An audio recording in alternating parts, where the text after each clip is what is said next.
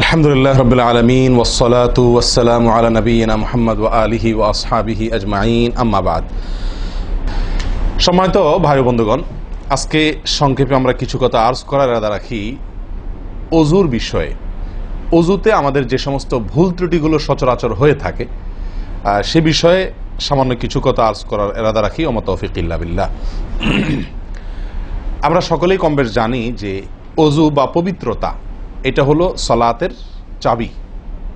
নবী সাল্লাল্লাহু আলাইহি ওয়াসাল্লামের সূরা আবু দাউদে বর্ণিত হাদিসে আসছে, তিনি বলেছেন মিফতাহুস সালাতি আত-তাহুর, সালাতের বা নামাজের চাবি হলো কি? পবিত্রতা বা ওযু। তো চাবি যদি ঠিক থাকে, পারফেক্ট হয়, তাহলে তালা খুলবে। আর যদি চাবি পারফেক্ট না হয়, ঠিক না হয়, তাহলে সেক্ষেত্রে তালা খুলবে না। ওই চাবি দিয়ে আপনি ঘরে প্রবেশ করতে পারবেন না। মনে করুন জান্নাত হলো আমার ঘর বা গন্তব্য, ঢুকতে হলে আমাকে সালাতের তালাটুকু খুলে ঢুকতে হবে, অর্থাৎ সালাত পড়ে ঢুকতে হবে, আর তার চাবি হলো পবিত্রতা। তাহলে পবিত্রতা চাবি, তার তালা হলো সালাহ, আর সালাহ পড়ে আমি ঢুকতে চাচ্ছি জান্নাতে। তাহলে আমার শেষ গন্তব্যে, অর্থাৎ আমি যে জায়গাটা যেতে চাচ্ছি সেই জায়গায় জান্নাতে যেতে হলে আমার সালাত ঠিক হতে হবে, আর সালাত ঠিক হতে হলে তার চাবি ঠিক থাকতে হবে। তালা ঠিক থাকতে হলে, তালা খুলতে হলে চাবি ঠিক থাকতে হবে। সেটা হলো কি? সালাত, তাহারাত বা পবিত্রতা। তো পবিত্রতার সবচাইতে কমন পবিত্রতা হলো ওযু। এই ওযুর বিষয়ে আমাদের বেশ কিছু ত্রুটি, বেশ কিছু ভুল ভ্রান্তি হয়ে থাকে। ওযুর যে ভুলগুলো হয়তো আপনিও করেন, আমরাও করছি প্রতিনিয়ত, কিন্তু জানি না। তো সেগুলো নিয়ে আমরা সংক্ষেপে আলোচনা করব। নবী সাল্লাল্লাহু আলাইহি ওয়াসাল্লাম বুখারী মুসলিমের হাদিসে আসছে, তিনি বলেছেন লা তুকবালু সালাতুন বিগাইরি তাহুরিন, পবিত্রতা ছাড়া কোনো সালাত কবুল হবে না। কোনো সালাত আল্লাহর কাছে অ্যাকসেপ্টেড, গ্রহণযোগ্য হবে না কি ছাড়া? তাহারাত ছাড়া, ওযু ছাড়া। অতএব এই ওযু এটা পূর্ণাঙ্গ হলে সালাত পূর্ণাঙ্গ হবে, সালাত পূর্ণাঙ্গ হলে জান্নাতে যাওয়া সহজ হবে ইনশাআল্লাহ। অতএব একটা আরেকটার সাথে সম্পর্ক যুক্ত বিধায় সবকিছুর আগে, সালাতেরও আগে আমাকে লক্ষ্য করা দরকার আমার ওযু বা তাহারাতটা কি হচ্ছে কিনা, ঠিকঠাক হচ্ছে কিনা। প্রিয় ভাইরা, ওযু দুই প্রকার। একটা হলো কোন রকম ওযু, আরেকটা হলো পূর্ণাঙ্গ ওযু। একটা হলো কোন রকম ওযু, আরেকটা হলো কি? পূর্ণাঙ্গ ওযু। পূর্ণাঙ্গ ওযু যেটা, এটাকে হাদিসের ভাষায় বলা হয়েছে ইসবাগুল ওযু।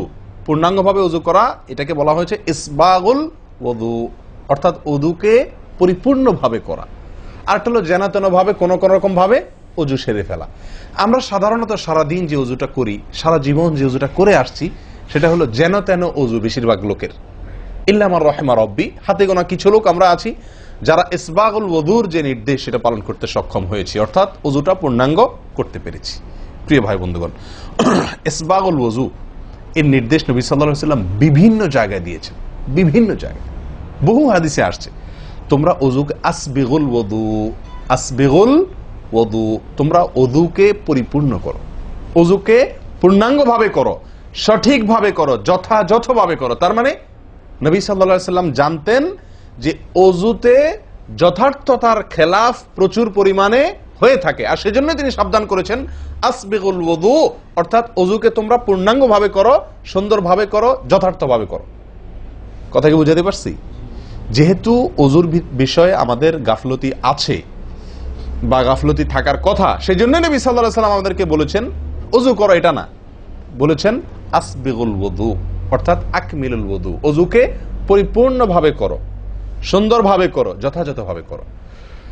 ওযুর যে ফজিলত, ওযুর যে ফজিলত মুসলিম বর্ণিত হাদিসে আসছে, নবী সাল্লাল্লাহু আলাইহি ওয়াসাল্লাম বলেছেন যে ব্যক্তি পরিপূর্ণভাবে ওযু করবে, পরিপূর্ণভাবে ওযু করবে, ভালোভাবে ওযু করবে, এবং ওযুর শেষে কালিমাতুশ শাহাদা যেটা আছে, আশহাদু আল্লা ইলাহা ইল্লাল্লাহু ওয়াহদাহু লা শারীকা লাহু ওয়া আশহাদু আন্না মুহাম্মাদান আবদুহু ওয়া রাসূলুহু, এই কালিমায়ে শাহাদা পাঠ করবে ওযুর শেষে, এই ব্যক্তির জন্য আল্লাহ সুবহানাহু ওয়া তাআলা জান্নাতের সমস্ত দুয়ার খুলে দিবেন।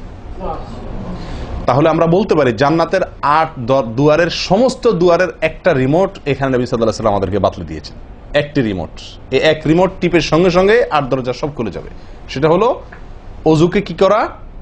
পরিপূর্ণভাবে করা, সুন্দরভাবে করা, এবং এর শেষে, ওযুর শেষে কালিমাতুশ শাহাদা পাঠ করে আশহাদু আল্লা ইলাহা ইল্লাল্লাহু ওয়াহদাহু লা শারীকা লাহু ওয়া আশহাদু আন্না মুহাম্মাদান আবদুহু ওয়া রাসূলুহু।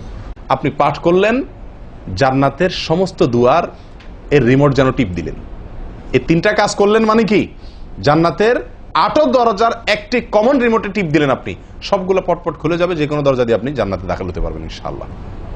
প্রিয় ভাইরা, তাহলে হাদিস থেকেও বোঝা গেল যে যে কোনো দরজা দিয়ে ঢুকতে হলে ওযুটা হইতে হবে পরিপূর্ণরূপে ওযু, ইসবাগুল ওযু। অতএব ওযু আমার পরিপূর্ণ হচ্ছে কিনা এই বিষয়টা একটু যাচাই করা দরকার, কি দরকার না?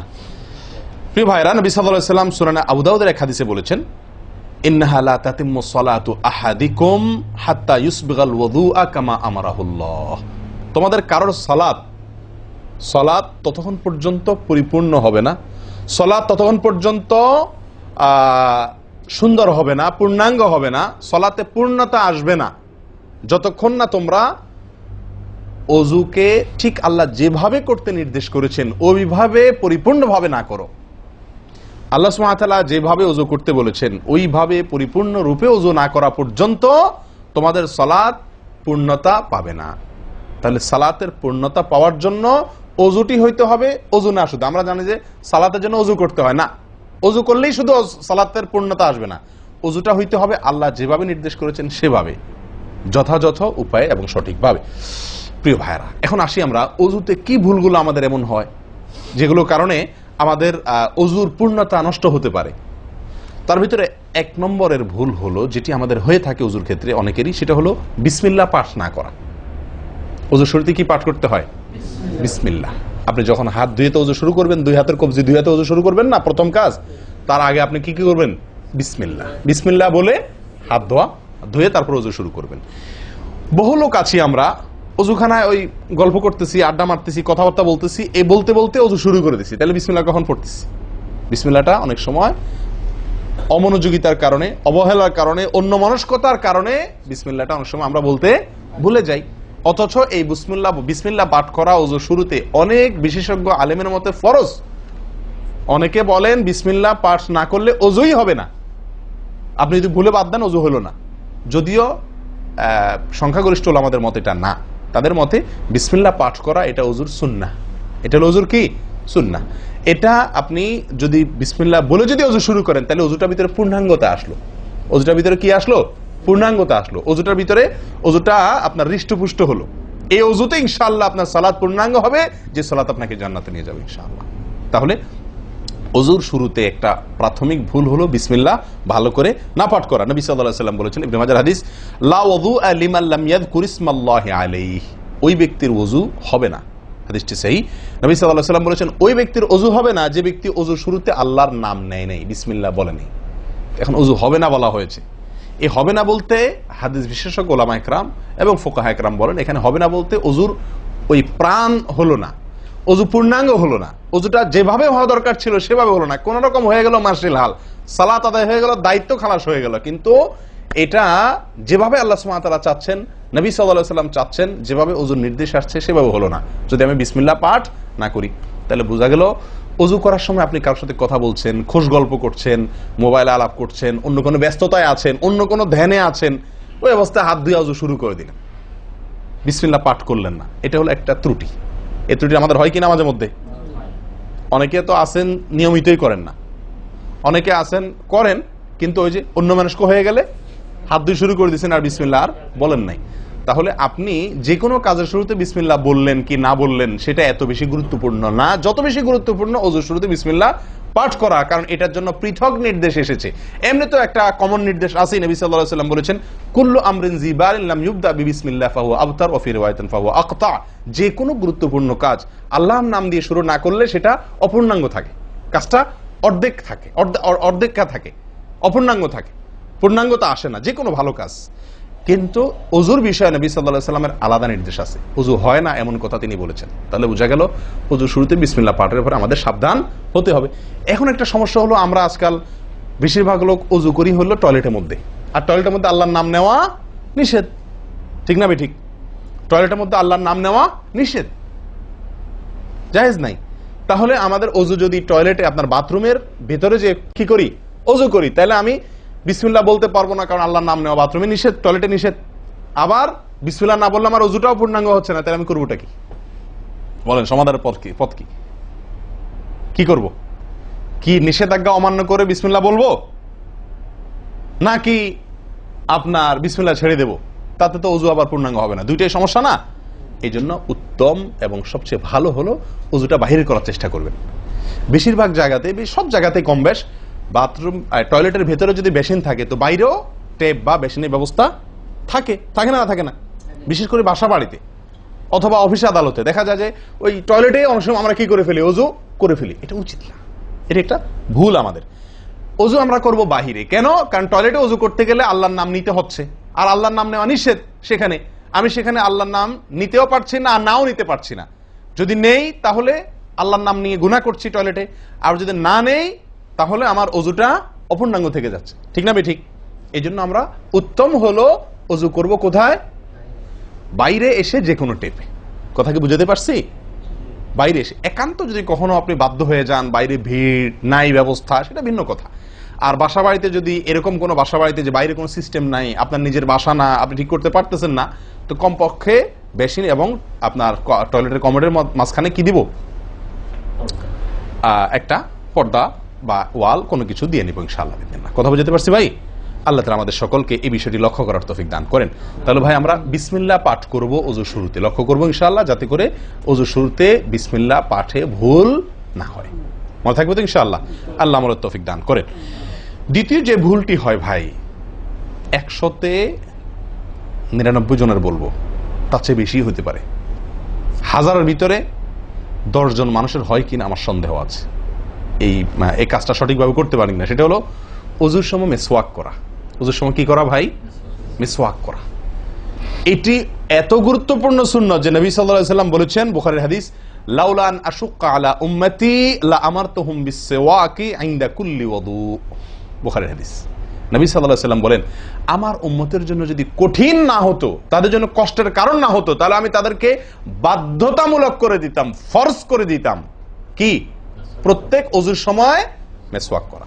প্রত্যেক ওযুর সময় মিসওয়াক করা, এটা বাধ্যতা করে দিতাম যদি তাদের কষ্টের কারণ বাধ্যতামূলক করে দিলে তখন এটা তাদের জন্য প্রতি ওয়াক্তে মিসওয়াক করাটা তাদের জন্য বাধ্যতামূলক হয়ে গেলে এটা ছাড়া ওযু হতো না, তখন তারা বিপদে পড়ে যেত, বেশি কষ্ট হয়ে যেত। ওযুতে যদি এখন মনে করেন 10টা 15টা 20টা ফরজ নবী সাল্লাল্লাহু আলাইহি ওয়াসাল্লাম ঠিক করে দিতেন, তাহলে 20টা 15টা 20টা 25টা ফরজ আদায় করে ওযু করা একটু কষ্ট হয়ে যেত না? 5 বার দৈনিক একটু আমাদের জন্য ঝামেলা হয়ে যেত কিনা? নবী সাল্লাল্লাহু আলাইহি ওয়াসাল্লাম সেদিকে লক্ষ্য করে আমাদেরকে কি করলেন না? সহজ করে দিলেন, অর্থাৎ ফরজ করলেন না। তার মানে কি করলেন? সুন্নাহ এর অন্তর্ভুক্ত করলেন। কিন্তু তার হাদিস থেকে, তার বক্তব্য থেকে বোঝা যায় যে ওযুর সময় মিসওয়াকের গুরুত্ব তার কাছে কত বেশি ছিল। নবী সাল্লাল্লাহু আলাইহি ওয়াসাল্লামের কাছে ওযুর সময় মিসওয়াক করার গুরুত্ব কত বেশি ছিল সেটা এই হাদিস থেকে বোঝা যায় কি যায় না? তিনি চাইছেন আমাদেরকে ওযুর সময় মিসওয়াকের নির্দেশটা বাধ্যতামূলক করতে, শুধু করেন নাই কেন? আমাদের কষ্টের দিকে লক্ষ্য করি। এই হাদিস থেকে নবী সাল্লাল্লাহু আলাইহি ওয়াসাল্লাম যে চাচ্ছেন মনে প্রাণে আমরা যেন ওযুর সময় মিসওয়াক করি, এটা বোঝা যায় কি যায় না? ভাই আমরা বিশেষ করে আরবিয়ানদেরকে দেখি, স্পেশালি সৌদি আরবে আমরা যারা আছি দেখি যে সৌদিদের প্রত্যেকের পকেটে কি থাকে? মিসওয়াক থাকে, এবং তারা সারাক্ষণ মিসওয়াক করে। এটা যেমন আমার দাঁতের মাড়ির জন্য উপকারী, ন্যাচারাল আপনার রস, মিসওয়াকের রস কর যেটা আসে, বিশেষ করে তিতা জাতীয় হলে আরো বেশি ভালো হয়। এটা আমাদের দাঁতের জন্য যেমন উপকার হয়, তেমনি ভাবে দাঁতকে পরিষ্কার রাখে, দবদবা রাখে, দুর্গন্ধ দূর করে, অনেক দুনিয়াবী উপকারিতা আছে। আর এর পাশাপাশি আপনি যতবার মিসওয়াক করছেন ততবার নবী সাল্লাল্লাহু আলাইহি ওয়াসাল্লামের এই আদেশটি আপনার পালন হচ্ছে। ওযুটা, বিশেষ করে ওযুর সময় মিসওয়াক করলে আপনার ওযুটা কি হচ্ছে? যেই ওযুতে তালা খুলবে সুন্দরভাবে এবং আপনি জান্নাত পর্যন্ত যেতে পারবেন, সে ওযু হবে যদি আপনি তাতে কি করতে পারেন? ওযুর মধ্যে সময় মিসওয়াক করতে পারেন। ভাই কার কার পকেটে মিসওয়াক আছে? আছে সাথে কারো? তো আপনারা আসার সময় আসছেন যে ওযু করেন নাই? কি বলেন? মিসওয়াক আছে কার কার? আলহামদুলিল্লাহ, একজন পাওয়া গেল। আর ভাই ওযুর সময় মিসওয়াক এটি আমরা ছেড়ে দিয়েছি, এই আমলটা আমাদের মধ্যে নাই বললেই চলে। কি বলেন? এই আমলটাকে পুনর্জীবন দেওয়া যায় কি না? যায় না। অন্য কারোর জন্য না, আমার নিজের জন্য। আমি মিসওয়াক করব, তার উপকারিতা আমি নিজে পাবো, দুনিয়াতে পাবো, মানি ভালো থাকবে, মুখে দুর্গন্ধ দূর হবে, মুখ পরিচ্ছন্ন হবে, আখেরাতে পাবো নবী সাল্লাল্লাহু আলাইহি ওয়াসাল্লামের সুন্নাহ পালনের মাধ্যমে। ওযু সুন্দর হবে, ওযু সুন্দর হলে সালাত ঠিক হবে, সালাত ঠিক হলে জান্নাতে যেতে পারবো। তাহলে একটা একটার সাথে সম্পর্কযুক্ত। মেসওয়াক করবো তো ইনশাআল্লাহ? একদম উঠে গেছে মেসওয়াক। ওযুর সময় মেসওয়াক করতে আমাদের দেশি ভাইদেরকে দেখাই যায় না একেবারে বললে চলে। প্রিয় ভাইরা, আপনারা কি জানেন নবী সাল্লাল্লাহু আলাইহি ওয়াসাল্লামের জীবনের শেষ আমল কি ছিল? মেসওয়াক ছিল।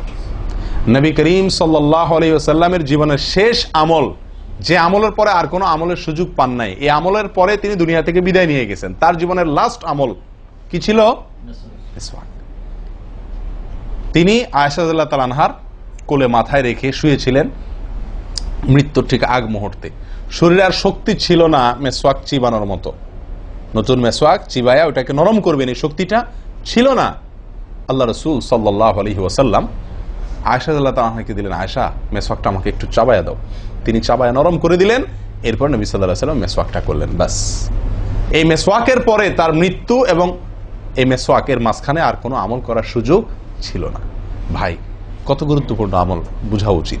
ওযুর সময় মেসওয়াকটা উঠে গেছে, আমরা কি করবো ইনশাআল্লাহ? সবসময় মেসওয়াক পকেটে রাখবো তো ইনশাআল্লাহ? ওযুর সময় মেসওয়াক কখন করবেন, এটা নিয়ে ওলামাদের দুটি মত পাওয়া যায়।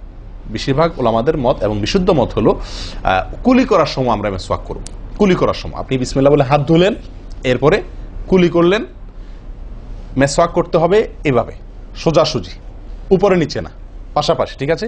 মেসওয়াক দিয়ে এভাবে আপনি খুব বেশি সময় করা দরকার না, একটা ঘষা দেন উপরের মাড়িতে, আরেকটা ঘষা দেন নিচের দাঁতে, দিয়ে এবার একবার কুলি করে ফেলান, ঠিক আছে?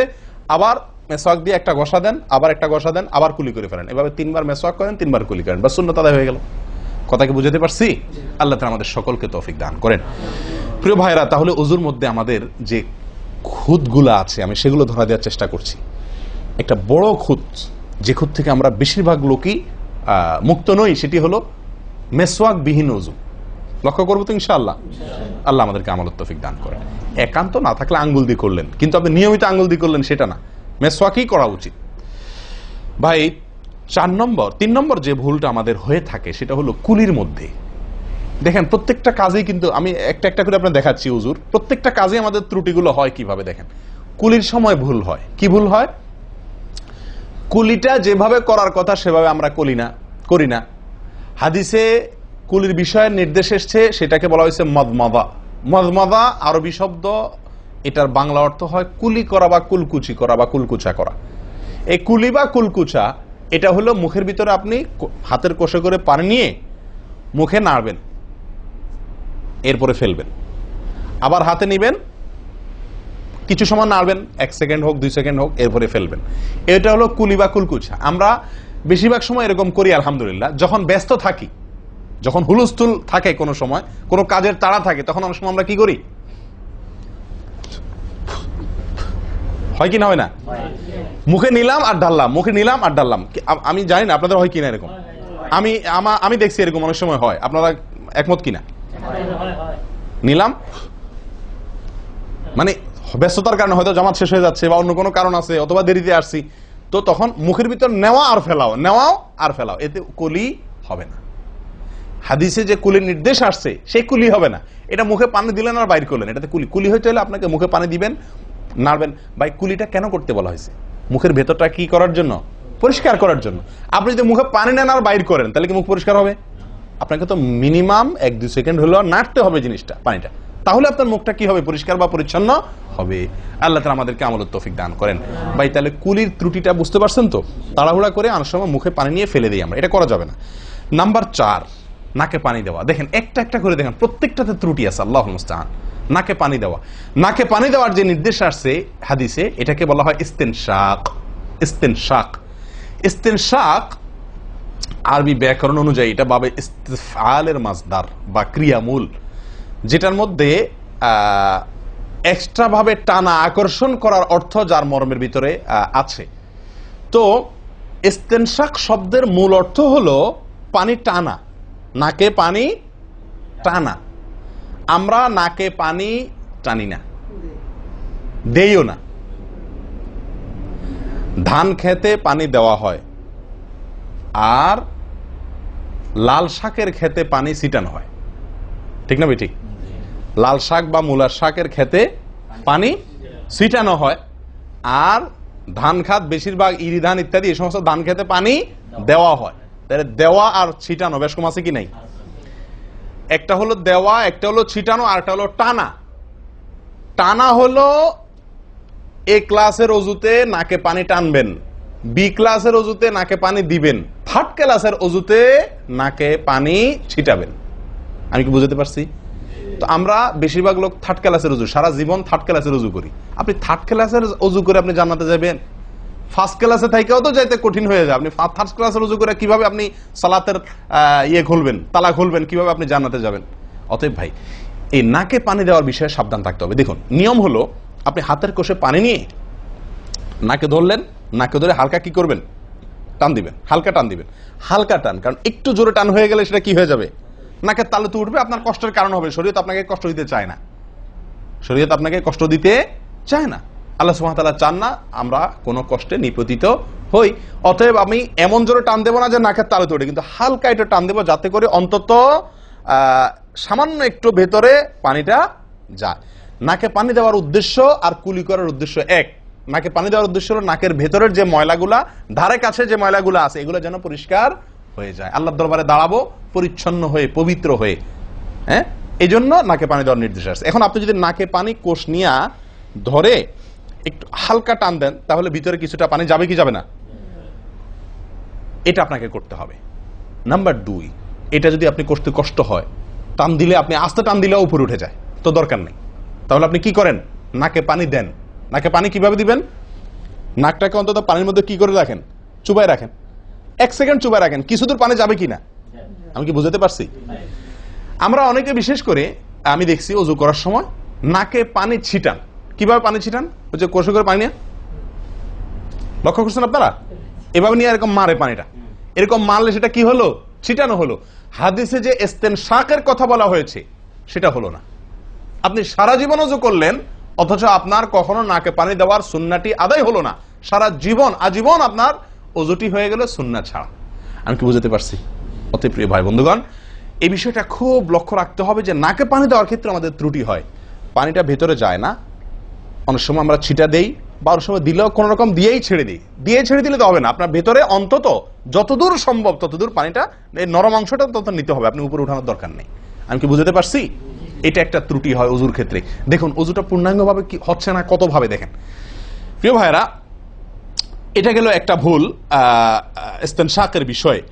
এই বিষয়ে নবী সাল্লাল্লাহু আলাইহি ওয়াসাল্লাম একটা আলাদা নির্দেশ আছে দেখেন, যাতে আমরা নাকে পানি দেওয়াটা ভালোভাবে করি। উনি হয়তো জানতেন বা দেখছেন যে মানুষ নাকে পানি দেওয়াতে গাফলতি করে, ত্রুটি করে, ওই যে ছিটাছিটির কাজ করে। তিনি বলেছেন, সহিহ বুখারীর হাদিস, না আফওয়ান আবু দাউদের হাদিস, নবী সাল্লাল্লাহু আলাইহি ওয়াসাল্লাম বলেছেন, আসবিগিল ওযুআ, ওই একই কথা, তোমরা ওযুকে পরিপূর্ণভাবে করো। ওয়াখাল্লিল আসাবি' ওয়া বালিগ ফিল ইস্তিনশাক ইল্লা আন তাকুনা সাইমান। নাকে পানি দেওয়ার সময় খুব ভালোভাবে নাকে পানি দিবা তোমরা। যদি তুমি রোজাদার হও তাহলে ভিন্ন কথা, তাহলে খুব বেশি ভালো করে নাকে পানি দিতে যেও না, কারণ তখন পানি উপরের দিকে উঠে গলা হয়ে তোমার পেটে যেতে পারে, রোজা ভঙ্গ হতে পারে। আমি কি বুঝতে পারছি? তাহলে আপনি নাকে পানি দিবেন, কিন্তু আপনি কি করবেন না, রোজাদার হলে তখন শুধুমাত্র ভালোভাবে নাকে পানি দিতে পারবেন না। আর এছাড়া অন্য সময় কি করবেন? নাকে পানি দেওয়ার ক্ষেত্রে ভালোভাবে দিতে বলা হয়েছে। ভালোভাবে দেওয়ার মানে কি? ছিটাইলে হবে? কোন রকম দিলে হবে? টান দিবেন, না পারলে অন্তত যতটুকু সম্ভব নাক চুবায়া আপনি ভেতরে পানিটা কিছু দূর হলেও নেওয়ার চেষ্টা করবেন। লক্ষ্য রাখবেন তো ইনশাআল্লাহ।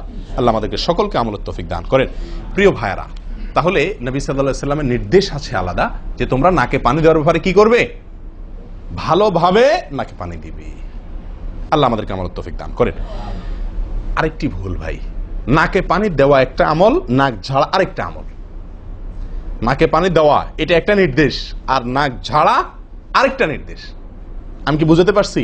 কুলি করা একটা আমল, হাত ধোয়া একটা আমল, হাতের কবজি পর্যন্ত 2 হাতের বিসমিল্লাহ বলা, তারপর তো এটা আছেই। এরপরে মেসওয়াক করা একটা আমল, কুলি করা আরেকটা সুন্নাহ, কুলির পরে নাকে পানি দেওয়া বা নাক দিয়া পানি টানা আরেকটা আমল, এরপরে নাক ঝাড়া আরেকটা আমল। আমি কি বুঝতে পারছি? নাক ঝাড়া এটাকে বলা হয় হাদিসের ভাষা ইস্তিনসার। ইস্তিনসার, ঝাড়া। এই নাক ঝাড়ার ক্ষেত্রে বিরাট ভুল হয় ভাই। ভুল, সবচেয়ে বড় ভুল তো এটা যে নাক ঝাড়াটা অনেকে ঝাড়েই না, ওই যে ছিটায় দেয় বস শেষ। নাক যে আলাদা ঝাড়তে হয় এটা অনেকে জানেনই না, করেনই না এটা।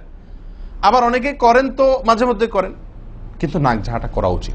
যতবার নাক দিয়ে টান দিলেন না, এরপরে হালকা আঙ্গুল দিয়ে চাপ দিয়ে আপনি ওইটাকে প্রেসার দিয়ে নাকটা পরিষ্কার করবেন। কথা কি বুঝাতে পারছি? আবার নাকে পানি দিলেন, আবার পরিষ্কার করলেন, আবার নাকে পানি দিলেন, আবার পরিষ্কার করবেন।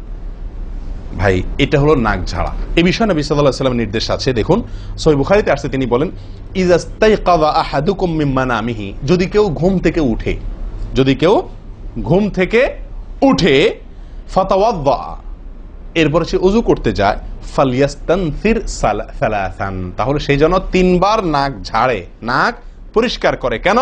ফাইন্নাশ শাইতানা ইয়াবিতু আলা খাইশুমিহি, কারণ নাকের যে বাঁশি উপরের ছিদ্র, এই জায়গাটায় শয়তান রাত্রি যাপন করে। শয়তানের বেডরুম আপনার নাকের বাঁশি, বুঝতে পারছেন? শয়তানের বেডরুম হলো আমাদের নাকের বাঁশি। নবী সাল্লাল্লাহু আলাইহি ওয়াসাল্লাম বলছেন এই জায়গাটা সে অবস্থান নেয় এবং এই জায়গায় গিয়া মোটামুটি আমাদেরকে ব্রেন ওয়াশ করে, যে শুয়ে থাক, আরাম কর, যত ওয়াসওয়াসা দেওয়া দরকার, তার যে ডিউটি সেটা সে পালন করে, কুকামের যত বুদ্ধি দেওয়া দরকার, কিন্তু তার এই ঘাঁটি হলো আমাদের নাকের বাঁশি। ওযুর সময় যদি আমরা এটাকে সুন্নাহ পালন করতে গিয়ে এটাকে ঝাড়ি, তাহলে শয়তান দূর হয়ে যায়। কথা বুঝতে পারছি ভাই? এই বিষয়ে আরো কয়েকটি হাদিস আছে, যে হাদিসগুলো দ্বারা বোঝা যায় যে শয়তানের অবস্থান এই জায়গাটাতে থাকে মানুষের দেহে। তো আপনি যদি শরীরটাকে ফুরফুরে করতে চান, শয়তান ওয়াসওয়াসা থেকে ফ্রেশ হয়ে যেতে চান, তাহলে আপনার নাক ঝাড়ার আমলটার ব্যাপারে গুরুত্ব দিতে হবে। কথা বুঝতে পারছি ভাই? তাহলে উলামা ইকরাম বলেন এই হাদিসে তো ঘুম থেকে উঠে ওযু করার ক্ষেত্রে বলা হয়েছে, তো এর মানে শুধু ঘুমের জন্যই এটা খাস নয়, ঘুম থেকে উঠে আপনি ওযু করলে সে ওযুতে এটা বেশি গুরুত্বপূর্ণ, কিন্তু অন্য সকল ওযুতেই বিষয়টি আমলযোগ্য বা সুন্নাহ। অতএব আমরা নাকে পানি দেব একটা আমল, আবার না কি করব, ঝাড়বো আরেকটা আমল। ভাই এরপরে আসি আরেকটি গুরুত্বপূর্ণ আমল যেটি হয় না, বা আরেকটি ত্রুটি ওযুতে, সেটি হলো আঙ্গুল খেলাল না করা। ওযুতে কি না করা? আঙ্গুল খেলাল না করা। আঙ্গুল খেলাল হলো হাত এবং পায়ের আঙ্গুলের যে চিপাগুলো আছে, এই চিপাগুলোতে পানি পৌঁছানোর জন্য, পানি পৌঁছানোটা নিশ্চিত করার জন্য কি করতে হবে? এক হাতের আঙ্গুলকে অন্য হাতের আঙ্গুলের চিপায় ঢুকায়া এভাবে কি করতে হবে? একটু হালকা নাড়তে হবে, যাতে করে জায়গাটাতে চিপাটাতে পানি গেছে এটা কারণ এই চিপাগুলোতে পানি নাও যেতে পারে শুকিয়ে থাকার কারণে। তো আপনি যদি একটু নাড়া দেন পানির ভিজা আঙ্গুল দিয়া, তাহলে ইনশাআল্লাহ ওখানে পানি পৌঁছানোটা মোটামুটি নিশ্চিত হয়ে যাবে। ঠিক না ঠিক? তাহলে এই জিনিসটা অনেক সময় আমরা করি না, অথচ নবী সাল্লাল্লাহু আলাইহি ওয়াসাল্লামের নির্দেশ আছে আলাদা। তিনি বলেছেন, আবু দাউদের হাদিস, আসবিগিল ওযুআ ওয়া খাল্লিল বাইনাল আসাবি', ওযুকে পরিপূর্ণভাবে করো। আর ওযুকে পরিপূর্ণভাবে করার একটি অন্যতম কাজ হলো আপনার আঙ্গুলের মাঝে কি করা? খেলাল করা। তিনি বলেছেন তোমরা আঙ্গুলের মাঝে খেলাল করবে, এক আঙ্গুলকে অন্য আঙ্গুলের মাঝে প্রবেশ করে পরিষ্কার করবে। এটা হলো হাতের আঙ্গুল। পায়ের আঙ্গুল কিভাবে করবেন? পায়ের আঙ্গুল তো আর এক আঙ্গুল অন্য পায়ের আঙ্গুল ঢুকাতে পারবেন না, সেটা করবেন হলো অন্য হাদিসে আসছে, এই যে কোন আঙ্গুল আছে না, কোন আঙ্গুল দিয়া সব চিপাগুলোতে কি করবেন? ঘষা দিবেন। কোন আঙ্গুল দিয়া আপনার সব পায়ের আঙ্গুল চিপাগুলোতে ঘষা দিবেন। ভাই আমরা কজনে করি এই খেলার আমলটা বলেন তো? পায়ের আঙ্গুল কোন আঙ্গুল দিয়া পায়ের আঙ্গুলের চিপা খেলাল করা, হাতের আঙ্গুল খেলাল করা, কজনে করি আমরা বলেন? তাহলে এই ভুলগুলো আমাদের অহরহ হচ্ছে না ভাই?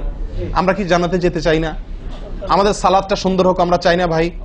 আমাদের এই সালাত খুব পাওয়ারফুল হোক, শক্তিশালী সালাত হোক, এই সালাতের মাধ্যমে আমি অন্যায় থেকে বেঁচে থাকবো, এই সালাতের মাধ্যমে আমি জান্নাতে যাব, এই সালাত আমাকে খাঁটি মুসলিম বানাবে, এই সালাত আমাকে আল্লাহর কাছে প্রিয় বানাবে, এই সালাত কি আমাদের নূর হবে, আমরা চাই না ভাই? এগুলো যদি চাই তাহলে আমাকে ওযু সুন্দর করতে হবে, আর ওযু সুন্দর করতে গিয়ে এই ভুলগুলোর ব্যাপারে সাবধান হতে হবে। তাহলে আঙ্গুল খেলাল করা, পায়ের আঙ্গুল, হাতের আঙ্গুল আমরা করি না বললেই চলে ভাই। তো আজকে থেকে ইনশাআল্লাহ করবো তো, নাকি যা শুনছেন এটা এখানে রেখে চলে যাবে? ভাই যদি পরিবর্তন না করেন, পরিবর্তন যদি আমরা না করি নিজেদেরকে, ওয়াল্লাহি সারা জীবন ওয়াজ শুনবো, কি লাভ বলেন? সময়টা নষ্ট। আপনি যদি এই কথাগুলোর উপরে আমলের চেষ্টা না করেন, নিজের জীবনে ফিট না করেন, এই ভুলগুলাকে ওযু করার সময় মাথায় রেখে এই ভুলগুলাকে আপনি দূর না করেন, তাহলে সেক্ষেত্রে এই শোনার কোনো লাভ হলো না। করবো তো ইনশাআল্লাহ। আল্লাহ সুবহানাহু ওয়া তাআলা আমাদের সকলকে সচেতন মুমিন হওয়ার তৌফিক দান করেন। সচেতন মুমিনের পরিচয় হলো মুমিন তার প্রত্যেকটা ভুলকে শিখবে, সংশোধন করবে, শিখবে, সংশোধন করবে। এভাবে করতে করতে করতে সে মুমিন হিসাবে কোয়ালিটিফুল আফার ক্লাসের মুমিন হতে পারবে, আল্লাহর কাছে প্রিয় পাত্র হতে পারবে। চেষ্টা করবো তো ইনশাআল্লাহ। আল্লাহ আমাদের সকলকে তৌফিক দান করেন। প্রিয় ভাইয়ারা, ওযুর ক্ষেত্রে আরেকটি ভুল এই যতগুলো ভুল বললাম এর ভিতরে বড় দুটি ভুল বলে ওজুর ভুলকে আমরা শেষের দিকে চলে আসছি। একটি বড় ভুল হলো শুকনা থেকে যাওয়া। কোনো জায়গা যদি আপনার অবহেলার কারণে শুকনা থেকে যায়, ওজুর অঙ্গগুলো যেগুলো ধুইতে হবে, তার কোনো অঙ্গ যদি শুকনা থেকে যায়, ওজু হবে? ওজু হবে না। এক ব্যক্তি ওজু করে আসছেন, নবী সাল্লাল্লাহু আলাইহি ওয়াসাল্লাম দেখেছেন তার ওজুর কোনো জায়গা শুকনা আছে, তিনি বললেন যাও আবার ওজু করো, তোমার ওজু হয় নাই। তিনি তাকে পুনরায় ওজু করাইছেন। কেন? তার ওজু সঠিকভাবে হয় না, শুকনা রয়ে গেছে। অনেক সময় দেখা যায় আমাদের অনেক ভাই ওজু করেন, ওজু করলে বেশ কিছু জায়গা, বিশেষ করে যে কনুই জায়গাটা, এই জায়গাটা দেখা যায় শুকনা থাকে। এই যে কানের লতির এই যে জায়গাটা, এখানে দেখা যায় একটু কি থাকে, শুকনা থাকে। কপালের দিকে দেখা যায় শুকনা থাকে। এই জায়গাগুলো অনেক সময় দেখা যায়, বহু লোককে দেখা যায় ওজু করে আসছে, এখানে শুকনা, এখানে শুকনা, পায়ের গোড়ালি গিরা এই জায়গাগুলোতে শুকনা। কারণ হলো ওই যে অবহেলা করে ওজু করছে, কোন রকম ওজু করছে, ওজুটা যেভাবে করা দরকার সেভাবে করে নাই। ভাই এই জিনিসটা আপনার লক্ষ্য করা দরকার কি দরকার না? ওজুই হবে না। এই যে ভুলগুলো বললাম এগুলা হলে আপনার ওজু হয়ে যাবে, কাগজে কলমে ওজু হয়ে যাবে। কিন্তু এখনকার যে ভুলটা বললাম, যদি শুকনা না থাইকা যা আল্লাহ মাফ করেন, তাহলে কাগজে কলমে ওজু হবে না, কাগজে কলমেও কি হবে না, ওজু হবে না। এত জঘন্য, সাবধান থাকার দরকার কি দরকার না? আল্লাহ তাআলা আমাদেরকে সাবধান হওয়ার তৌফিক দান করেন। ভাই আরেকটি বড় ভুল, এটাও বিশাল বড় ভুল, সেটা হলো পানি অপচয় করা। পানি অপচয় করা, আল্লাহ মাফ করেন, এটা থেকে মুক্ত আমরা কেউই না বোধ হয় এই যুগে। পানি অপচয় ওজুর সময়। ভাই আমাদের ওজুতে কত পানি লাগে? আপনি যদি, আমরা তো বেশিরভাগ লোক এখন ট্যাপে উজু করি না, আপনি যে ট্যাপটা ব্যবহার করেন ওই ট্যাপের নিচে যদি একটা কি রাখেন, বালতি রেখে দেন, আপনি ওজু করার শেষে লক্ষ্য করে দেখেন একটা খালি বালতি যদি রাখেন, কি পরিমাণ পানি পড়বে আনুমানিক? প্রায় এক বালতির মতো হয়ে যাবে না? সুবহানাল্লাহ, 50-100 জন লোকের ওজুর পানি এটা।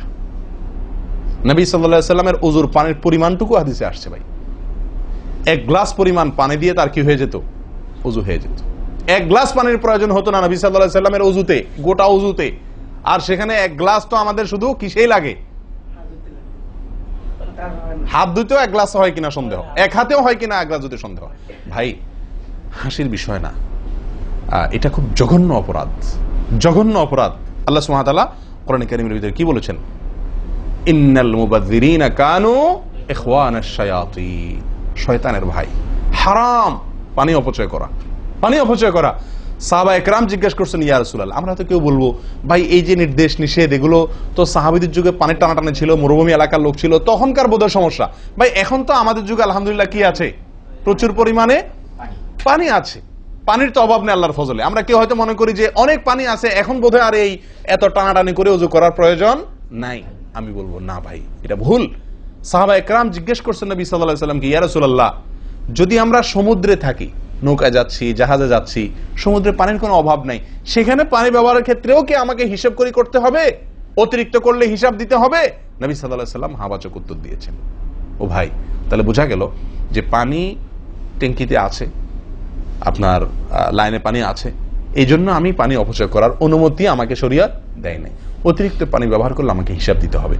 সবচেয়ে উত্তম, সবচেয়ে ভালো হয় ভাই, আপনি যদি সম্ভব হয় বদনা বা কোনো জগ ইত্যাদিতে, মগ ইত্যাদিতে আপনি ওযু করেন, সবচেয়ে ভালো।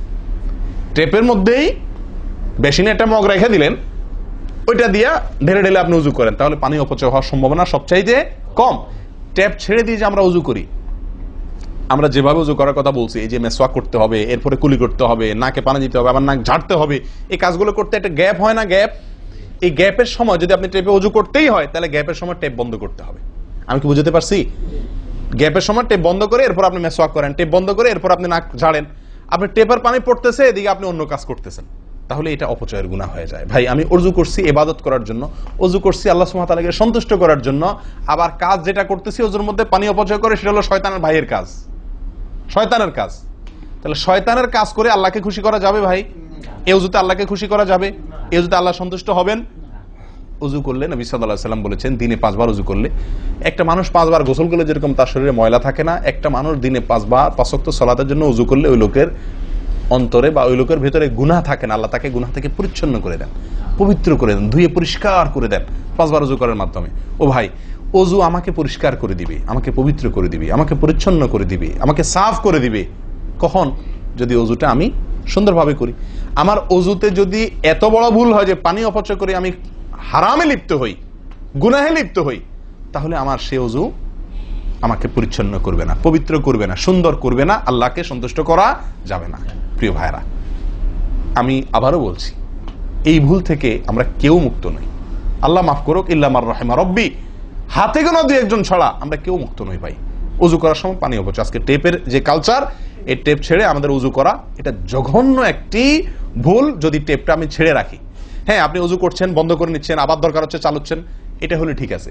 আপনি যদি এটা করতে যান পাবলিক অজুখানাতে, হয়তো পিছন থেকে কেউ আপনাকে তাড়া মারবে, আরে ভাই তাড়াতাড়ি করেন, দেরি করতেছেন, মারুক ভাই তাড়া, সে তাড়া মারুক, কিন্তু আপনার উজুটা কি করতে হবে? আপনাকে কোয়ালিটিফুল উজু করতে হবে। আল্লাহ তাআলা আমাদেরকে সেই উজু করার তৌফিক দান করেন। উজুর ক্ষেত্রে আরেকটা ভুল হলো ভাই, চাপাচাপি করে উজু করা, উজু ধরে রাখা, চাপাচাপি করে উজু ধরে রাখা, এই ভুলটা প্রচুর পরিমাণ হয়, বিশেষ করে শীতের দিনে। গরমের দিনে আলহামদুলিল্লাহ ওয়াজ করার দরকার হয় না, মনে না মানে উজু দরকার না হলে উজু করি আমরা, ঠিক আছে না, বিশেষ করে এই মরুভূমি এলাকাতে, গরমের জায়গাতে। কিন্তু শীতের দিন আসলে সুবহানাল্লাহ, আসরের উজুতে চেষ্টা করি টেনে টুনে আসা পর্যন্ত নিয়ে যাওয়ার জন্য, ঠিক না ঠিক? একটা চেষ্টা থাকে যে আসরের উজুতে মাগরিব গেছে, যেহেতু পেশাবের বেগ আছে, বায়ুর বেগ আছে, বাথরুমের বেগ আছে, তো একটু চাইপা চুপা যদি ধরে রাখতে পারে, এসাটা হয়ে গেলে এসা বড় তারা উজু করা লাগলো না, খালাস, উজু করাতে বেঁচে গেলাম ঠান্ডার দিনে, ঠিক না ঠিক? এই অলসতাটা আমরা অনেকে করি কি করি না, এটা উচিত না। উজুর ক্ষেত্রে এটা একটা বড় ভুল। প্রথম কথা হলো, আপনি যদি পেশাবের বেগ থাকে, বায়ুর বেগ থাকে, আপনি সালাতে দাঁড়ালে সালাতে মনোযোগ সেভাবে হবে না। সালাতে যেরকম মনোযোগ দরকার, আল্লাহর সঙ্গে আপনার যেটা মানে বান্দার সঙ্গে গোলামের যে একটা বিনয় প্রকাশের ব্যাপার আছে, সেটা হবে না যদি আপনার কি থাকে, অজুর মধ্যে ওই প্রেসার থাকে, পেশাব বা পায়খানার বেগ থাকে। ভাই মানুষ যে কোনো কাজেই, ভালো কাজ মনোযোগ দিয়ে করতে হলে পেশাব পায়খানার বেগ থাকলে করা যায়? তাহলে আপনার সালাতের ভিতরে খুশু খুশু কিভাবে আসবে? আপনার সালাত, যে সালাত আপনাকে সফলতা এনে দিবে, যে সালাত আপনাকে জান্নাত পর্যন্ত নিয়ে যাবে, সেই সালাতের জন্য তো খুশু খুশু দরকার, আপনার মনোযোগ দরকার, আপনার স্থিরতা দরকার। স্থিরতা তো আসবে না যদি আপনার মন থাকে টয়লেটে, আপনি আছেন মসজিদে, দেহ আছে মসজিদে, মনটা আছে টয়লেটে, তাহলে তো সালাত পূর্ণাঙ্গ হবে না। এই জন্য ভাই চাপা চাপি করে অজু ধরে রাখা, এটা অজুর ক্ষেত্রে আরেকটা বড় ভুল, এটা করা যাবে না। যারা চাপাচাপি করে অজু ধরে না রেখে অজু ছুটতেছে, ছেড়ে দেয়, এরপরে যা উজু করে আসে, এদের জন্য বিশাল বড় পুরস্কার আছে, বিশাল বড় পুরস্কার, একটি নয়, তিনটি পুরস্কার।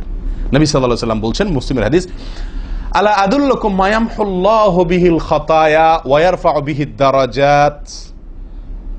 নবী সাল্লাল্লাহু আলাইহি ওয়াসাল্লাম বলেন যে, আমি কি তোমাদেরকে বলে দিব না যে কোন আমলটি মানুষকে তার ভুল ত্রুটিগুলো আল্লাহ তাআলা মাফ করে দেন এবং আল্লাহর কাছে তার মর্যাদা, গ্রেড বাড়তে থাকে, ইমানদার হিসাবে তার গ্রেড বাড়ে এবং আল্লাহ ভুল ত্রুটি মাফ করেন। কোন আমলের মাধ্যমে? তোমাদের কি বলে দিব না? সাহাবা ইকরাম বললেন, বালা ইয়া রাসূলুল্লাহ, হ্যাঁ ইয়া রাসূলুল্লাহ, আপনি বলে দিন। তখন নবী সাল্লাল্লাহু আলাইহি ওয়াসাল্লাম বললেন, ইসবাগুল wudu'i আলাল মাকারিহ, ইসবাগুল wudu'i আলাল মাকারিহ। প্রথম আমল, অপছন্দ, কষ্ট, ঠান্ডা, শীত, অথবা পানির অভাব, কিনা বুঝু করতে হইতেছে, যে কোনো কষ্টকে উপেক্ষা করে, কষ্টকে সহ্য করে যে ব্যক্তি ওযু করে, ওযু আটকায় রাখে না, এই ব্যক্তি, তাকে আল্লাহ সুবহানাহু ওয়া তাআলা তার গুনাহ যেমন মাফ করবেন, তার মর্যাদাও আল্লাহ তাআলা বৃদ্ধি করে দিবেন। তাহলে বোঝা গেল, সাধারণ ওযু এটার চাইতে আপনি যদি ওযুকে কি করেন, আপনি যদি ওযুকে, কষ্টকে উপেক্ষা করে ওযু করেন, চাপাচাপি করে ওযু ধরে না রাখেন, ছেড়ে দেন, আবার ওযু করে আসেন, ফ্রেশ হয়ে আসেন, নামাজটা পড়েন, তাহলে ইনশাআল্লাহ আপনি দুটি পুরস্কার আল্লাহ তাআলার কাছ থেকে পাচ্ছেন। এক হলো গুনাহ মাফ, আর একটা হলো মর্যাদা বৃদ্ধি। আল্লাহ তাআলা আমাদের সকলকে ওযুর ভুল ত্রুটিগুলোকে কভার করে এগুলো থেকে পরিচ্ছন্ন থেকে, এই ভুলগুলো থেকে মুক্ত থেকে আল্লাহ তাআলা আমাদের সকলকে ওযু করার তৌফিক দান করেন। ওযু ভঙ্গের কারণের ব্যাপারে কয়েকটা আমাদের ভুল ধারণা আছে। যেমন অনেকে মনে করেন যে সিগারেট খাইলে, বিড়ি খাইলে ওযু যায়। অনেকে প্রশ্ন করেন, বিড়ি খাইলে, সিগারেট খাইলে ওযু যায় কিনা? কি বলেন আপনারা, কি বলেন, ওযু যায়? বিড়ি সিগারেট খাইলে আপনাদের এখানে যায় ওযু? না, আমাদের এখানে যায় না, আমাদের এখানে ওযু যায় না ভাই। বিড়ি বা সিগারেট খাইলে ওযু যাবে না। ওযু যাওয়ার সাথে বিড়ি বা সিগারেটের সম্পর্ক না, ধূমপানের সাথে ওযু যাওয়ার সম্পর্ক না। তাহলে আপনারা কেউ বলবেন, তাহলে হুজুর, তাহলে তো বিষয়টা, তাহলে বুঝা গেল ধূমপানটা তাহলে এত বড় কিছু না। আপনি যেরকম সোজা করে দিলেন যে ধূমপান করলে কি যাবে না, ওযু যাবে না। আমরা তো জানতাম এটা মারাত্মক কোনো বড় অপরাধ, এটা করলে ওযু যাবে, আপনি বলতেছেন ওযু যাবে না, তাহলে তো বোধহয় এটা ছোট অপরাধ। না ভাই, ওযু যাবে না তো আমল যাবে, ঈমান যাবে। ওযু গেলে তো কোনো ব্যাপার ছিল না, ওযু যাওয়া কোনো দোষের কিছু ভাই। একজনের ওযু আছে, তার বায়ু আসছে, ওযু গেল। একজনের ওযু আছে, পেশাব করলে ওযু চলে গেছে, তার কোনো দোষ করছে সে? আপনারা বুঝেন না আমার কথা? ওযু চলে গেলে সেটা কি দোষের কিছু? তাহলে এটা তো আমার বড় কিছু না, দোষের কিছু না। বিড়ি খাইলে, সিগারেট খাইলে ওযু যাবে না তো, ওযু যাওয়া তো দোষের কিছু না। এর চেয়ে বড়টা যাবে, তাকওয়া যাবে। কি যাবে? তাকওয়া ছুটে যাবে, মুত্তাকির খাতা থেকে নাম কাটা যাবে। বুঝেন না কথা? নেক আমলদারের খাতা থেকে নাম কেটে যাবে, গুনাহগার হবে, গুনাহে লিপ্ত হলো সে। ওযু ভাঙলে তো দোষের কিছু হতো না, ভুল তেমন কোনো ক্ষতির কিছু হতো না, কিন্তু তার চাইতে বড় ক্ষতি হবে। কিন্তু ওযু ভাঙবে না বলে তাহলে কি সিগারেট খায় ডাইরেক্ট মসজিদে চলে আসবো? না, সেটা জায়েজ নাই। সিগারেট যদি খান, এই বদ অভ্যাস যদি থাকে, হারামে লিপ্ত হওয়ার অভ্যাস থাকে, আল্লাহ হেফাজত করুক, সবাইকে ফিরে আসার তৌফিক দান করুক। কমের পক্ষে মুখকে ভালো করে ফ্রেশ করে পরিষ্কার করে ব্রাশ করে মেসওয়াক করে দুর্গন্ধ দূর করে তারপর মসজিদে আসবেন। কথা বুঝে আসছে? যাতে অন্য মানুষ কষ্ট না পায়। অনেকে মনে করেন হাঁটুর উপরে কাপড় উঠলে ওযু ভেঙে যায়, ঠিক না? ঠিক। আপনারা কি বলেন? আপনাদের দেশে ওযু ভাঙেনি? আপনাদের এখানে ভাঙে? আচ্ছা, ভাঙতে পারে। কোন কোন এলাকাতে হাঁটুর উপরে ওযু কাপড় উঠলে কি করে? ওযু ভাঙে। এটা অনেকে বলেন যে ভাই সতর যদি খুলে যায়, হাঁটুর উপরে কথা না, সতর খুলে গেল, কেউ ওযু করার পরে উলঙ্গ হয়ে গেল কাপড় পাল্টাতে গিয়া বা কোনো কারণ, এক কথায় ওযুর পরে যদি সতর খুলে যায় ওযু ভাঙবে না। কিন্তু আমাদের অনেক দেশে অনেক এলাকাতে ওযু ভাঙে না ভাই। এই যেখানে ভাঙে সেখানে আসলে ভাঙা উচিত না। ওযু আপনার সতর খুললে কি হয় না? ওযু ভঙ্গ হয় না। এর সাথে ওযু ভঙ্গ হওয়ার সম্পর্ক নেই। ওই যে বলছি, ধূমপানের মতো। সতর যদি অন্য মানুষের সামনে খোলেন আপনি, তাহলে ওযু ভাঙলে তো দোষের কিছু হতো না। এখানে তাকওয়া ভাঙবে, ওযু ভাঙবে না। আমি কি বুঝাতে পারছি? এর চেয়ে বড় অপরাধ হবে, কবিরা গুনাহ লিপ্ত হলেন আপনি, ফরজ তরক হয়ে গেল, আপনি বড় গুনাহ করলেন। ওযু ভাঙলে তো এমন দোষে কিছু হতো না, কিন্তু ওযু ভাঙবে না। অনেকে মনে করে টিভি দেখলে, সিনেমা দেখলে, নাটক দেখলে, গান ফান দেখলে ওযু ভাঙে না। এটার সাথেও কি নাই? ওযু ভাঙার সম্পর্ক নাই। ওযু ভাঙার সম্পর্ক নির্দিষ্ট কিছু কাজে, পেশাব করলেন, পায়খানা করলেন, বায়ু ছাড়লেন, ঘুমাইলেন, ওযু ভাঙে এগুলাতে। কিন্তু আপনি সিনেমা দেখলেন, খারাপ কিছু দেখলেন, এই দেখলেই আপনার কি হবে না? ওযু ভাঙবে না। হ্যাঁ, একটা কথা ঠিক যে আপনি এই যে কাজগুলোর কথা বললাম, আপনি সিগারেট খাইলেন, আপনি আল্লাহ মাফ করেন কোন হারামে লিপ্ত হলেন, আপনি সতর খুললেন মানুষের সামনে, আপনি সিনেমা দেখলেন, টিভিতে খারাপ হারাম কিছু দেখলেন, তাহলে কি করতে হবে? ওযু করা উত্তম। ওযু করা, এগুলা করার পরে বিনা ওযুতে নামাজ না পড়ে ওযু করে নামাজ পড়া উত্তম। কেন? কারণ ওযু করলে আল্লাহ সুবহানাহু ওয়া তাআলা কি করেন? গুনাহ খাতা মাফ করে দেন। তাহলে আপনি যে অপরাধ করলেন সেটা মাফ করে নামাজে আসলেন ফ্রেশ হইয়া, ওটা ভালো। কিন্তু ওযু ভেঙে যাবে এরকম না। মহিলারা বাচ্চাদেরকে দুধ দিলে অনেকে মনে করেন কি হয়? ওযু ভাঙে। আসলে কি না, বাচ্চাদেরকে দুধ খাওয়ালে কি হবে না? ওযু ভাঙবে না। কথা বুঝাতে পারছি? এরকম কিছু ভুল ধারণাও আছে। যাই হোক, ওযুতে যে ভুলগুলো হয়ে থাকে আমি আবার বলে দিচ্ছি এক নজরে। এক, আপনার বিসমিল্লাহ না বলা, শুরুতে বিসমিল্লাহ ভুলে যাওয়া বা না বলা, এটা ভুল। আরেকটা হলো মেসওয়াক না করা, কুলি করার সময় মেসওয়াক না করা, এটা কমন ভুল হয়ে গেছে। 3 নম্বর হলো কুলিটা সুন্দরভাবে না করা, পানিতে মুখে পানি কোষ করে নিয়ে এরপরে কিছু সময় মুখের ভিতরে করে নাড়াতে হবে। না নাড়ানো, এটা আরেকটা ভুল। নিয়ে ফেলে দিলাম তাড়াহুড়া করে, এটা আরেকটা ভুল। 4 নম্বর হলো আপনার নাকে পানি ছিটাই আমরা, এটা আরেকটা ভুল। ছিটানো যাবে না। নাকে পানি টানতে হবে অথবা পানি দিতে হবে, কিন্তু পানি কি করা যাবে না? ছিটানো যাবে না। ছিটানোটা আরেকটা ভুল। 5 নম্বর হলো আপনার নাক ঝাড়া। নাকে পানি দেওয়ার পরে কি করতে হয়? নাক ঝাড়তে হয়। আবার দেখেন ডানে বামে লোকজন দেখে ঝাড়েন, বিশেষ করে উজুখানাতে যদি করেন উল্টাপাল্টা আপনার নাক ঝাড়া, মার খায়েন না। তখন আমার কথা বলেন না, আমার যে মৌলভী সবার ওয়াজ শুনে আমি মার খাইছি। দেখেন, নাক ঝাড়ার সময় দেখে শোনা, আশপাশে দেখে নিজের নিয়ন্ত্রণে রেখে নাক ঝাড়বেন, কিন্তু ঝাড়তে হবে। ঝাড়াটা একটা সুন্নাহ আমল, এটি বিলুপ্ত হওয়ার পথে। 6 নম্বর হলো ভাই আঙ্গুল খেলাল করা। কি করা? আঙ্গুল খেলাল করা। এটা উঠে গেছে। পায়ের আঙ্গুল খেলাল করতে হবে, কোন আঙ্গুল দিয়ে হাদিসে আসছে, আর হাতের আঙ্গুল এগুলা দিয়া, কারণ এগুলাতে জাহান্নামের আগুন প্রবেশ করবে যদি এগুলো শুকনা থাকে, সালাত হবে না। এরপর আসি 7 নম্বর ভুল হলো আপনার সালাতের মধ্যে, এই ওযুর মধ্যে কোন অঙ্গ শুকনা থেকে যায়, বিশেষ করে গিরা। নবী সাল্লাল্লাহু আলাইহি ওয়াসাল্লাম বলেছেন ওয়াইলুল লিল আকাব মিনান নার, তোমরা পায়ের গিরা গোড়ালি এগুলোকে জাহান্নামের আগুন থেকে বাঁচাবা, অর্থাৎ এগুলোতে ভালো করে পানি পৌঁছানোর জন্য। কারণ বিশেষ করে শুকনার দিনে, শুকনা যখন হয় শীতের দিনে, তখন এগুলো ফেটে যায়, পানি আপনি ঢাললেই যায় না, একটু হালকা ডললে টললে ভালো করে তারপরে পানিটা জায়গা মতো যায়। এই জন্য ওইগুলোর পরে গোড়ালির পরে বিশেষভাবে লক্ষ্য রাখা দরকার। আর কষ্ট উপেক্ষা করে উজু করার চেষ্টা করা দরকার। আর শেষ যেটা, সেটা হলো পানি অপচয়। কি করা ভাই? পানি অপচয় করা। প্রচুর পরিমাণ পানি আমরা অপচয় করি উজু করার সময়, যেটা আমাদের উজুর সৌন্দর্যকে নষ্ট করে, উজুর গুণগত মানকে নষ্ট করে দেয়। আসুন সুন্দরভাবে উজু করার স্বার্থে এই ভুলগুলা থেকে মুক্ত থাকার চেষ্টা করি। আল্লাহ তাআলা আমাদের সকলকে আমলের তৌফিক দান করেন।